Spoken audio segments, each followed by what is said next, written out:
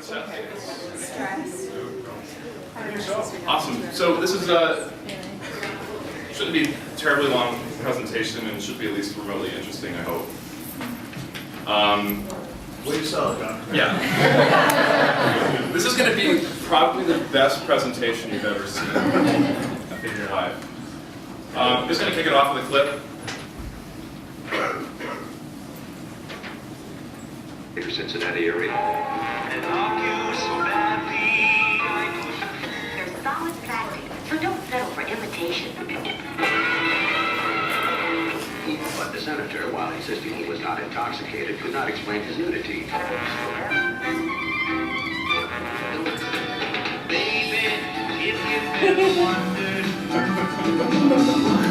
whatever became of me, I'm living on the air in Cincinnati. Cincinnati, Did you ever used to watch the show? Yeah.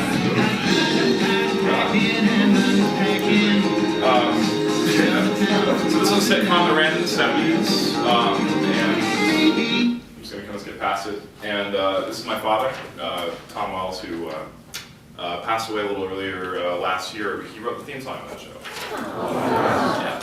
And this is going to be kind of like, a little, kind of a family story that I'm going to present. And this will also kind of serve as like a tribute to him, and you know, sort of kind of a couple of interesting things, sort of how this came about, and, you know, how this kind of played into the whole world, that, you know, sort of stuff that my mom and dad did. Another quick clip I want to show you first, however, this is a clip from the show, if you've never seen it.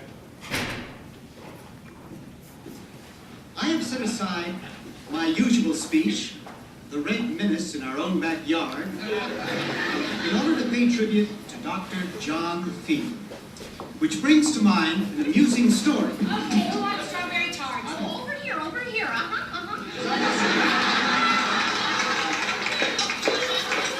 As I was saying, it has been my pleasure to know You're real little, honey. we don't care. I shall continue. Tart. Leave me alone. Teach yourself. Now, you may be asking yourself, how can I, an Ohio farmer, affect policy in Peking? I'm only one man. This is the wrong speech. So the woman who came in to serve them raspberry tarts is my mother. And that was as far as her career on this particular show ever went. But you know, that was the kind of thing she did. I wanted to tell kind of a quick story about them, and there's kind of a good point to all this that I think can speak to some takeaways that, you know, I kind of got from having to grow up with these characters, and you know, some stuff that might, you know, kind of inspire you just a little bit. So let's see. So this is a picture of the two of them in the 70s. They met in Atlanta. You know, Dad was sort of a musician and a guitar player, interested in, you know, sort of all things sound. He also worked as an audio engineer and things like that. Mom was working at a comedy troupe, and she is, you know, sort of getting training as an actor and as a comedian, so she was doing stand-up comedy. She was part of a sketch group in Atlanta called the Whitson Players, which was started by a guy named Phil Erickson, who used to do this two-person routine with Dick Van Dyke in the 50s. And she kind of got involved with that group, and Dad just randomly was out to see one of those shows, met her, they fell in love, got married, and all that stuff.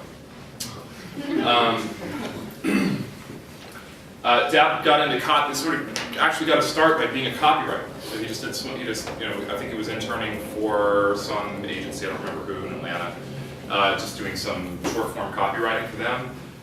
But he was also a guitar player, and, you know, seemed to be pretty good at just coming up with really catchy small licks, and suddenly found himself writing jingles for a living.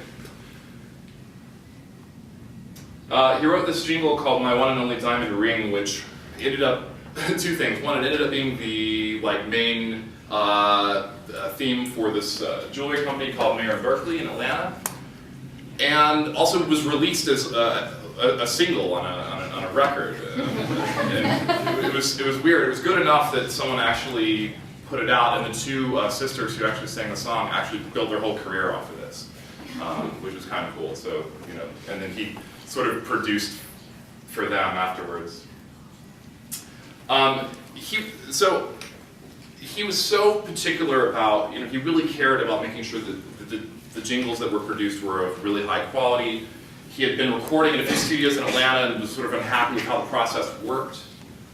So he started his own. So he got together with a partner and they started Doppler Studios, which is still there today, and it's just a recording studio in Atlanta. Logo for it.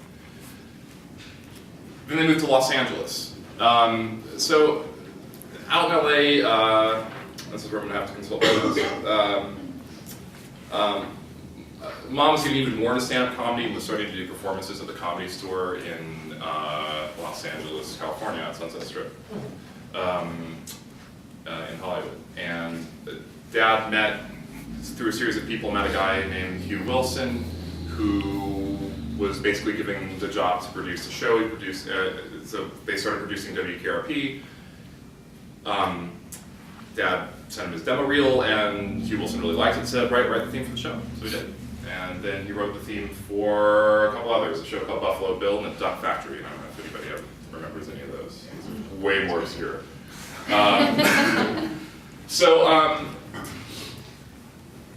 Mom in the meantime, she was doing her work at the Comedy Store, doing stand-up comedy. She got other little bit acting parts here and there, including something on the Bob Newhart show.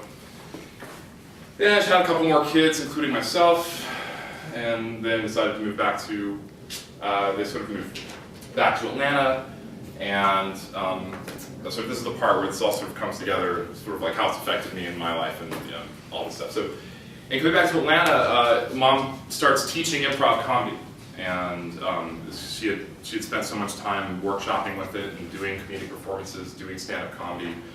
And she and Dad decided to partner together, and sort of their last business venture together, because they had been working together sort of all through this whole thing, feeding work back and forth to each other. Whenever Mom needed to record something for her voiceover work, it would happen at Doppler Studios. Whenever Dad would need to write something and needed extra voices or whatever, might bring Mom into the situation, which is really cool. So they had this one final collaboration at the end where they did improv workshops for sort of corporations and corporate meetings and things in Atlanta, which is something that like Second City does here in Chicago. This kind of got me into improv comedy because they would do workshops at the house, and actually a couple times let us come in and sort of play some of the games that they did when we were like in middle school and high school, and that sort of really got me into it. And, but why I think this is really important is that all these things that I've told you that these two people did, whether it was getting into recording or getting into jingle writing or songwriting, Dad being a sound engineer, being a businessman, being a copywriter, all sort of pulled and stretched each other and really rounded out Dad's point of view on everything like that, and made him very successful in the end, I think. And I think that the comedy improv stuff in particular, which Bumper did sort of a really nice presentation on that before at one of these things, really, I think really was like a huge thread through all that, and really, I think made him successful, made him particularly successful with clients. I just ran a picture of my mom and me. Get to the point. So there are a few sort of lessons I kind of take away from sort of hanging out with these guys. Clients in Atlanta really liked Dad because he listened, and he listened very carefully. And he would sit down, the way the jingle writing process would work is he would just come in the office, he would just have his guitar with him and just sit down and be like, okay, well, I'm kind of thinking, just kind of listening out and sort of lightly sing it, just like, go to the Pizza Shack or whatever, and like whatever it was, and then stop and just listen for the feedback, and then really let the client build on top of it. If they liked it, then he would wait for them to build on top of it and collaborate with them. And so in the end, the client really felt like they had built they had built the product. And Hugh Wilson, really liked working with him because he felt like everything from the theme to some of the other little music that he did for the WKRP was sort of his creation. So he felt really, really happy and gratified from that. So he was a great listener, and really good at the yes and principle. I don't know, again, this is, that improv principle whereby you build off of what's been offered. You build what's been offered to you so far. And he was great about this. So, he was never stubborn. He never let his point of view go to his head and sort of take over the conversation. He would always build, but he would be honest while being an expert. So he would say what he thought, but he would do so in a way where it was like, look, this is just my point of view. I kind of think that this this lyrics, it's not really working, but here's the reason why. And I think from my point of expertise, maybe we should try this, or maybe we should try something, sort of adjust it in such a way. But, could like dig in and figure out, okay, what is it that the client was really wanting to do with whatever their suggestion was, and then they could get it right.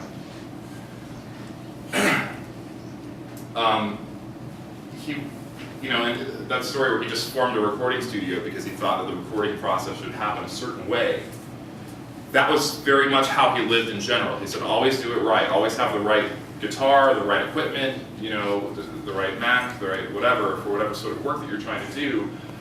But no matter what, just do it, and do it to the best of your abilities that you have right now, you'll get better. And so in this way, he did, all kinds of different things in his life that, that were sort of outside of his comfort zone, right?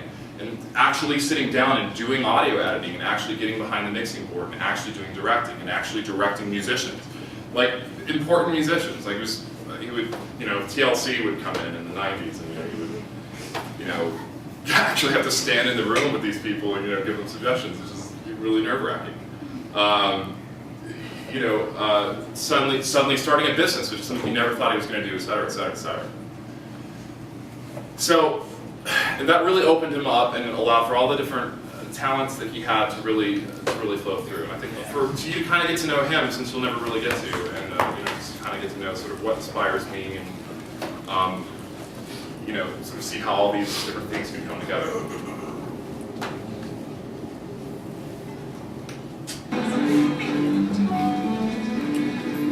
British viewers may be surprised to learn that America actually has some almost high-class people. Next year, we'll be celebrating our 35th wedding anniversary, won't we, darling? Oh, isn't it amazing? And our kids are all grown up now. Yeah, they both went to college, didn't they? That's right, one at Harvard, one at Yale. Well, of course. We're so proud of them. More champagne? Oh, thank you. I know. Have I met you before? I don't think so. I'm sure I have. Your face is very familiar. I don't know. I've definitely seen you someplace before. I really don't think so. Darling, I don't think you know the man. I never forget a face. Come on. Where do I know you from? I do a lot of hardcore gay porn movies.